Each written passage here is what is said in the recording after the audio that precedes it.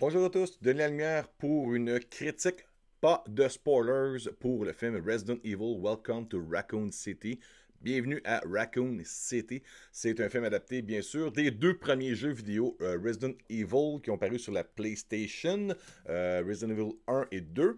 En gros, le synopsis, ça dit que dans Resident Evil, bienvenue à Raccoon City, autrefois en plein essor grâce au géant pharmaceutique Umbrella Corporation, Raccoon City est devenue une ville agonisante. L'exode de l'entreprise a laissé la ville en friche, avec un grand mal qui infuse sous la surface. Quand ce mal est libéré, un groupe de rescapés doit travailler ensemble pour découvrir la vérité et survivre. Je vais vous dire tout de suite, est-ce que ce film-là est le meilleur film de l'année?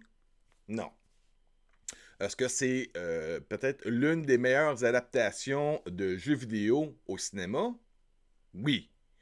J'ai vu d'autres personnes qui ont fait déjà une critique et sans vouloir être influencé par ces personnes-là, je trouve qu'ils ont été beaucoup trop durs sur la critique, sur le contenu de cette série-là par rapport au casting, les photos qui étaient déjà sorties avant la sortie du film.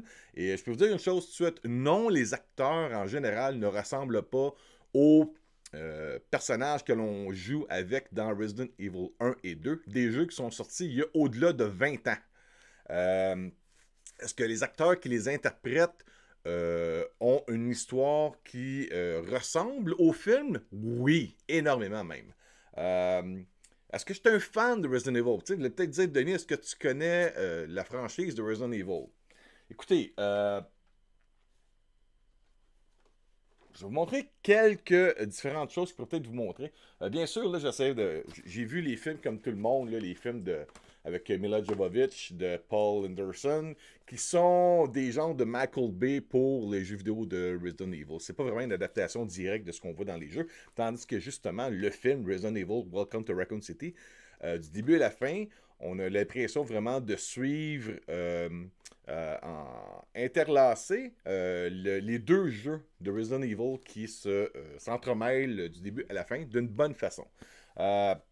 La musique, quand je dis que je suis un fan de Resident Evil, est-ce que la musique est dans le film? Non, ça c'est la musique du jeu vidéo Resident Evil 2, une musique très macabre, d'ambiance, classique, que j'adore même. Et en passant, j'aurai une vidéo qui va venir sur ma collection de figurines et d'items de produits dérivés de Resident Evil, ou comme on appelle dans le marché original, Biohazard.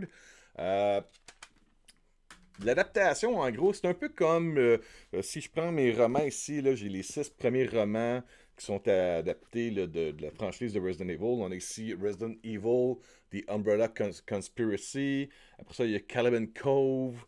On a City of the Dead, qui est une adaptation du deuxième jeu vidéo. Donc, c'est un peu comme si on aurait pris aussi les romans pour s'inspirer du film. Par après, ben, il y a d'autres aventures aussi. Il y a Code Veronica, qui avait été sur la Dreamcast en jeu vidéo, Nemesis, qui est le troisième jeu vidéo. On s'est adapté du Resident Evil 3 en jeu vidéo, je parle. Et il y a aussi Underworld, qui est un peu une explication de l'univers de Umbrella Corporation. Donc oui, je vous le dis, je suis vraiment un fan de l'univers de Resident Evil. Je vais vous montrer d'autres choses aussi par après. Les personnages qu'on voit et les acteurs qui les interprètent dans le film. Il y a quand même un casting qui a de l'expérience. On ne parle pas de newcomers qui n'ont rien fait dans la vie, un genre de fan film ou on n'a pas pris des actrices porno pour faire cute dans un film d'horreur. C'est pas ça pantoute. C'est pas un direct-to-DVD. On a là-dedans Joanne Roberts qui a réalisé 47 Meters Down, le film de requin qui les filles qui sont pris dans la cage. Et il a réalisé aussi Strangers Pray at Night, qui est la suite de Strangers. Il a également participé en tant que scénariste. Et lui, c'est lui qui avait écrit justement les deux films de 40 Meters Down, le 1 et le 2. Il y a aussi Greg Russo qui a fait le scénario de Mortal Kombat, la dernière édition de 2021, qui était quand même en soi pas si mauvais par rapport aux nombreux personnages qu'on avait à l'écran dans Mortal Kombat, qui avait quand même livré, je pense, peut-être la meilleure version de cet univers-là de jeux vidéo au cinéma jusqu'à date. Mais je vous dis, Resident Evil, Welcome to Raccoon City, je l'ai préféré de loin à tout ce que j'ai vu auparavant, que ce soit Tomb Raider, Que ce soit les autres les autres films de Resident Evil, Need for Speed, Super Mario Bros., tous les jeux qui ont adapté Street Fighter, les autres Mortal Kombat. Vraiment, là, par rapport à ce qui est d'adapter un jeu vidéo et même World of Warcraft, qui était quand même splendide côté visuel, je parle de côté de regarder un film et de vraiment euh, revivre à travers le film ce qu'on a joué dans les jeux, mais amener un petit peu d'originalité pareil. C'est peut-être le summum là-dedans. Là. Est-ce que c'est le top-notch acting? Non, mais on a des acteurs qui doivent personnifier des personnages qui sont aimés depuis plus de 2 décennies par des hardcore fans. Il y a déjà une grosse franchise de Resident Evil qui, qu'on l'on aime ou non, qui sont des guilty pleasures qui ont généré plus de 1 milliard, je pense, au cinéma mondialement, les 6 films précédents de Paul Anderson avec Mila Jovovich. Donc, il y a des grosses attentes pour ce film-là. Et là, on a Joan Roberts, qui est un fan fini des jeux vidéo de Resident Evil et qui tente de faire du mieux qu'il peut avec son petit budget pour mettre le maximum à l'écran pour les fans de Resident Evil, et ça paraît. Dans la distribution du film, vous allez reconnaître plusieurs visages, peut-être que vous allez vous demander c'est qui. Alors, il y a Hannah John Kamen qui joue le rôle de Jill Valentine. Jill Valentine, je vais vous la montrer ici en grand, là. Quand je vous dis que j'aime les personnages de Resident Evil, je vais vous en montrer quelques-uns en figurine. Bien sûr, je ne vais pas vous montrer les jeux vidéo, là. Jill Valentine, cette actrice-là, Hannah, elle a joué dans Tomb Raider, justement. Elle a joué dans Ready Player One. Et c'est elle aussi qui fait Ghost dans Ant-Man and the Wasp. Ça vous donne une idée un peu de qui je parle. Donc, c'est quelqu'un qui a un bon CV, comprenez? J'ai également Robbie Amell qui joue le rôle de Chris Redfield. J'ai Chris Redfield ici, je vais vous le montrer en figurine. Je pensais que je l'avais ou je l'ai... J'ai oublié de le sortir. Robbie Amell qui a joué dans la série qu'il y a eu la première saison, je pense qu'il y aura une deuxième saison, la série Upload, je ne sais pas si vous avez vu ça, lorsque les gens sont sur le bord de mourir, on les upload dans un bloc mémoire pour qu'ils puissent continuer à vivre virtuellement. Il a joué aussi dans le film Duff. Ma fille est avec moi lors du visionnement de presse et tout de suite elle le reconnaît, ah c'est lui qui joue dans Duff! Alors, Robbie Amell. Il y a également Kaya Scodelario qui joue le rôle de Claire Redfield. Elle, on l'a vu dans le film Crawl. Si vous n'avez pas vu le film Crawl, c'est le film où est-ce que la fille est prise dans le sol de sa maison avec les crocodiles en Floride. Très surprenant comme film.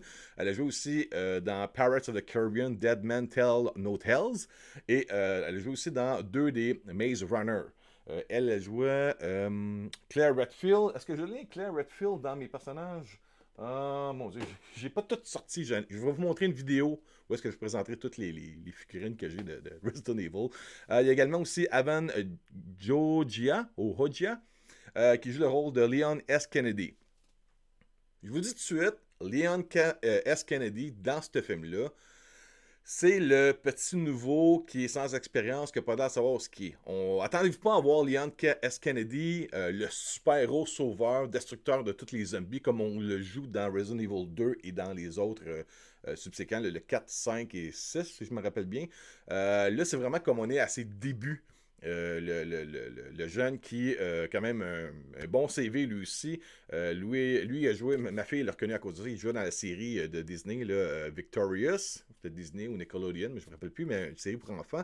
Il a joué aussi dans la série de science-fiction Caprica, qui était une suite de Battlestar Galactica. Je pense que c'était un prequel. Il a joué également aussi dans Zombieland Double Tap, tout récemment. Donc, le gars est habitué avec des zombies. Et il fait une bonne job. Son personnage, ce qui est le fun, c'est qu'au début, vous allez peut-être dire, ah, c'est pas Leon Kennedy, il ressemble même pas, il joue pas le personnage en tant que tel, à part d'avoir un genre de cosplay uniforme. Mais vous allez voir que ce personnage-là a comme une bonne évolution jusqu'à la fin du film. Et là, on reconnaît Leon Kennedy vers la fin. Je vais vous montrer ici justement en figurine qu'est-ce qu'il a de l'air Leon Kennedy. C'est lui, là. OK? Quoi d'autre également, ou qui d'autre qu'il y a là-dedans? Oui, il y a Neil McDonough qui joue le rôle de William Birkin. Ça, ce gars-là, vous l'avez vu dans d'autres choses, c'est sûr. J'ai sorti des titres de films qui sont très connus. Il a joué dans Captain America, The First Avenger, et il a également aussi joué dans Minority Report. Il a joué aussi dans The Rundown, qui était comme le méchant dans la petite ville où est-ce que The Rock revient vivre, et il devient shérif là-dedans, il se peint contre lui qui est propriétaire du casino. Donc ce gars-là, il est dans plusieurs affaires. Il fait même des porte-sa-voix aussi dans des films de DC, dans des jeux vidéo. Le gars, il connaît l'univers de Resident Evil, ça paraît. Lui, il joue le rôle de William Birkin, le scientifique qui travaille sur le G-Virus et le T-Virus. Et je vais vous montrer des figurines qui montrent un peu où ça s'en va. Puis c'est pas un spoiler, c'est parce qu'on le voit dans les bandes annonces. Je vous montre ça avec Sherry qui est là-dedans aussi dans le film. Sa fille est là-dedans et sa femme également. Il devient ce genre de créature-là ici là-dedans. Puis il y a une évolution même aussi vers la fin du film. Je vous le montre parce qu'il le montre dans la bande-annonce, ok? C'est pas des spoilers que je vous montre là. Il devient ce genre de créature-là vers la fin. Il y a des choses qui vont peut-être vous décevoir par rapport au budget. Je peux comprendre qu'il n'y a pas tous les monstres qu'on a dans le jeu vidéo. Il manque des choses et j'imagine que si ce film-là fonctionne, on va les amener par après. Je ne vais pas vous dire lesquels parce que je ne veux pas que vous soyez déçus, je ne veux pas vous spoiler quoi que ce soit. Mais attendez-vous pas à avoir une plétarade de comme tous les monstres qu'on fait face à travers tous les niveaux de tous les 2 premiers jeux de Resident Evil. C'est pas ça. On se concentre sur les personnages principaux et de suivre leur aventure comme dans le jeu vidéo au travers des zombies, des chiens zombies, ces choses-là. Tom Hopper aussi, qui joue le rôle de Albert Wesker, lui, on l'a vu dans Umbrella Academy. C'est drôle de voir que là, il est dans une adaptation d'un jeu vidéo qui est mené par le Umbrella Corporation et il joue également dans Umbrella Academy. C'est lui qui fait un des membres là, qui a les bras, le corps de gorille avec sa tête dessus. Il a joué aussi dans Terminator Dark Fate, un film que je n'ai pas vu encore et que je verrai peut-être sûrement jamais par rapport à ce que j'avais entendu parler. Mais Tom Hopper, il fait un bon travail là-dedans en tant que rôle du Albert Wesker. Et oui, comme dans les autres films et comme dans les jeux vidéo et comme dans les adaptations, il joue le rôle de Wesker qui devient Wesker qu'on connaît. Il y a Donald Logue qui joue le rôle du chef Brian Aaron. Ça, c'est un personnage qui est beaucoup moins important dans le jeu vidéo. C'est le chef du poste de police de Raccoon, le RPD, le Raccoon Police Department.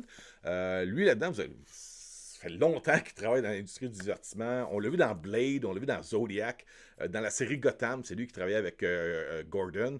On l'a vu aussi dans la série Vikings, dans le film The Patriot avec Mel Gibson. On l'a vu aussi dans Ghost Rider avec Nicolas Cage et aussi dans Jerry Maguire avec Tom Cruise. Donc le gars a un CV et beaucoup, beaucoup d'expérience, que ce soit à la télévision ou dans les films qui sont distribué dans les salles de cinéma.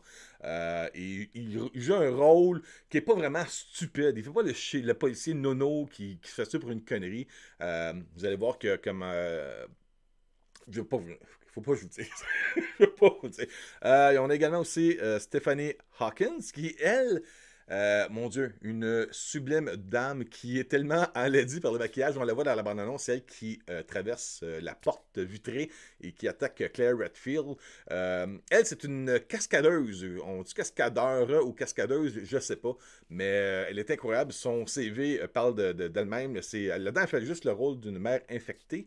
Elle a fait des cascades pour le film Jumper, pour le remake de Robocop en 2014, pour le film Shazam, pour dans certains épisodes de la série The Boys, The Strain de Guillermo del Toro. Elle a joué aussi dans les 3 derniers films, plusieurs films en tout cas de X-Men. Elle a joué entre autres dans Apocalypse et dans Dark Phoenix. Et elle a joué aussi dans Resident Evil Afterlife. Je crois que ça c'était l'avant-dernier ou le dernier film de Mila Jovovich.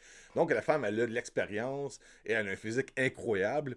Et là-dedans, on la voit faire quelques cascades et le maquillage cache toute cette beauté, mais son expérience est à l'écran. Qu'est-ce qu'on a aussi? Je vais vous montrer vite vite. Là. Le liquor, oui, je vous le montre encore là parce qu'il est dans la bande-annonce. Le liquor est présent. Là, le petit bébête qui est là ici, là, qui marche ses plafonds, qui a l'air d'une tête juste avec un cerveau et d'une grande langue avec des dents. C'est là-dedans. Et oui, il y a des policiers zombies aussi. Denis, as-tu aimé le film? J'ai adoré le film. Je connais l'univers de Resident Evil et j'ai adoré le film. Ma fille qui a 18 ans, jeune adulte, jamais vraiment joué. Elle m'a vu quelques fois jouer avec le remake tout récemment sur la PlayStation. Mais elle n'est pas un hardcore fan. Elle est au courant un peu des personnages sans vraiment connaître l'évolution. Exemple de Leon S. Kennedy ou de Claire Redfield ou de son frère Chris. Mais elle reconnaissait les acteurs. Elle s'est laissée emporter par l'ambiance, l'immersion d'horreur. On voit au début... on essaie de nous amener un peu dans le passé d'où viennent Claire et Chris Redfield. Et déjà là, l'ambiance est vraiment typique de film d'horreur. C'est très réussi. Il y a quelques jumpscares où est-ce que j'ai sauté. Les effets spéciaux, le maquillage des zombies incroyable, l'éclairage bien réussi. On a beaucoup de plans de caméra où est-ce qu'on a des scènes, des couloirs avec les personnages qui marchent au loin, qui se rapprochent ou vice-versa. Comme on a dans les points de vue des deux premiers jeux vidéo. On a des scènes classiques des jeux vidéo qui sont reproduits dans le film. Il n'y a pas vraiment de scènes stupides là-dedans qu'on retrouve souvent dans des slasher movies où est-ce que la fille va courir dans le bois, va tomber, puis le tueur court en arrière, marche tranquillement en arrière, puis il va réussir à la tuer. Il n'y a rien de ça. C'est plus une bonne adaptation entrecroisée des deux premiers jeux au travers d'une histoire de près de 2 heures qui se passe à Raccoon City. Et Raccoon City, pour une fois, ressemble pas à Toronto comme on a eu avec Mila Jovovich. Ça ressemble à Raccoon City comme dans les jeux vidéo. Bon, ça a été une longue critique. J'ai fait ça un petit peu plus que ce que je pensais. J'espère pas avoir gâché quoi que ce soit. J'espère que je vous ai donné le goût d'aller voir le film. Oui, il va y avoir d'autres personnes qui vont bâcher le film par rapport à surtout le fait que les acteurs physiquement ne ressemblent pas exactement aux personnages qu'on joue dans les jeux vidéo. Moi, je vous dirais, oubliez ce côté-là, allez voir le film, puis laissez-vous emporter par leur jeu d'acteur, l'immersion, l'univers dans lequel ils vivent et les épreuves qu'ils ont à passer au travers de l'aventure du film de Raccoon City. Et à part de ça, j'ai adoré aussi ce qu'ils ont amené quand même, je veux dire, avec Walking Dead, avec tous les films de zombies, les morts vivants qu'il y a eu dans la dernière décennie. Il y a quand même des choses là-dedans qui, moi qui adore ce genre-là, je dirais pas que j'ai vu de quoi de vraiment nouveau, mais ce que j'ai vu à l'écran, c'était bien fait. Le maquillage, le gore, oui, il y a du gore. C'est pas un film pour enfants. Vous allez retrouver beaucoup de sang, d'hémoglobine dans ce film-là. Là. C'est pas. Je m'attends même pas à cause justement de ça, à ce que ce film-là fasse un gros fracas au cinéma, puisque c'est pas un film général pour amener les tout petits. C'est vraiment pour le public cible, je pense, ceux qui ont grandi lorsqu'ils étaient adolescents dans la fin des années 90, début 2000 et qui aujourd'hui sont rendus adultes et qui sont parents. Mais amenez pas vos enfants, d'après moi, à moins que vous aimez montrer des choses assez atroces aux jeunes, mais je vous le conseillerais pas. C'est vraiment assez viscéral côté scène d'horreur là-dedans. Là. Je veux dire, les zombies, ils bouffent de la chair, on voit des tripes. C'est pas. C'est pas comme les films de George A. Romero où on voyait, mettons, qui sortaient les systèmes digestifs qui bouffaient ça comme de la saucisse crue, là, mais on n'est pas loin de là. On a des mâchoires qui se défont, on a des cerveaux qui revolent à l'écran, on a du sang qui se plache partout. En tout cas, il y a beaucoup, beaucoup, beaucoup de choses à retrouver si vous êtes un amateur d'hémoglobine, de zombies, de gore, vous avez ça là-dedans. Et oui, je vous le dis, du début du film à la fin du film, laissez-vous raconter l'histoire par le réalisateur qui est un fan et ça paraît. Et lorsque le film finit, je vous dirais que vous allez peut-être espérer que le film ait une suite pour voir où est-ce que ça s'en va. Oui, il y a des survivants, je ne vous dis pas c'est qui. Et c'est ça. Fait que j'espère que vous avez aimé cette critique-là. Je vais refaire une autre critique un peu plus tard, peut-être dans une semaine, où est-ce que les gens auront peut-être eu la chance de voir le film de Raccoon City. Et puis d'ici là, ben, je vous souhaite bonne journée, passez une bonne semaine. Allez voir, je vous le conseille, là, allez voir Resident Evil, bienvenue à Raccoon City, welcome to Raccoon City. C'était un bon divertissement, surtout si vous êtes un fan de ça. Oubliez le fait que certains acteurs ressemblent carrément pas aux personnages des jeux vidéo. Lorsque vous allez regarder le film, je vous dirais que vous allez vous laisser, comme moi, vous allez vous laisser embarquer dans l'aventure de 2 heures. Vous allez vivre dans Raccoon City pendant 2 heures de temps. Il y a beaucoup, en passant, juste vous dire que tout le long du film, regardez partout. Il y a plusieurs Easter eggs qui sont tirés des deux jeux vidéo qui sont là-dedans. Là. Tu sais, qu'on parle des cacanes des sprays, on parle des plantes vertes, on parle de la machine à écrire. Toutes ces choses-là, c'est là-dedans. C'est vraiment cool. Même le décor du poste de police ressemble à ce qu'on voit dans le jeu, ce qui est un peu irréel parce que c'est comme un gros manoir avec des grosses statues. On ne voit jamais ça dans un poste de police. Mais ils l'ont fait là-dedans parce que c'est de même dans le jeu vidéo. Ok, faut que j'arrête. Bon film tout le monde. Bye bye.